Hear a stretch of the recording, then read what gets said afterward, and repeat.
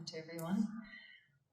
They did a study, whoever they are. Someone did a study. And they asked thousands and thousands of 5-year-olds one simple question: can you sing?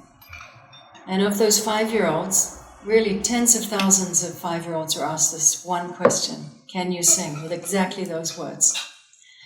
Of those 5-year-olds, something like 99% said yes. And then they went up with every age. By the time they were asking the 15-year-olds, can you sing? It was something like 5% said yes. Mm-hmm. So we're all very well aware of the social conditioning that acts like a kind of veil to bring these body-conscious complexes and socially restricting complexes and all the veils that we're all very well aware of. And it is not wrong, but every child has to go through that process. It's like a kind of caterpillar going through the cocoon and hopefully being able to come out of that cocoon and open their wings. So with no sense of there being something wrong, but that study is very interesting, I find, because it really typifies the spirit of Kirtan, and that's why we called it the Spirit of Kirtan, because it is so not about performing, which sounds very strange, because here we are sitting up the front and microphones, and I'm not so used to these microphones, and I'm hearing my voice strange, and then when I started that song, I couldn't feel I was finding my voice, and it was feeling strange. But what I've learned and what I've come to so appreciate about Sanskrit, about Kirtan, is that just to stay with it, just to kind of sit with yourself as a non-performing person.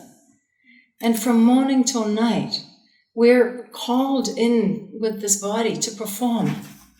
We have to perform in front of our families and in front of our colleagues and workmates and bosses and children, and so much we are focused on and bringing the attention to, how did I do?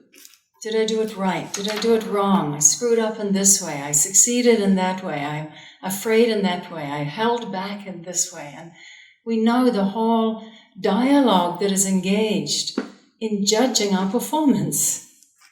And if you look at the word performance, it has the word form in it. It is relating to this form.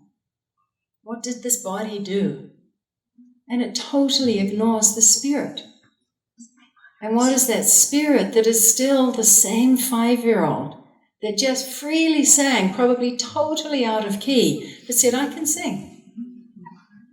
There's something so beautiful about reflecting on your own 5-year-old that is still singing.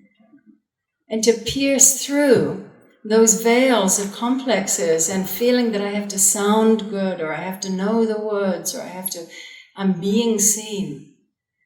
And so that's what came to me in that, while I was singing that chant. It's a great practice to really just stay with it and not go with the judgment that is just right there, but you don't need to pick it up.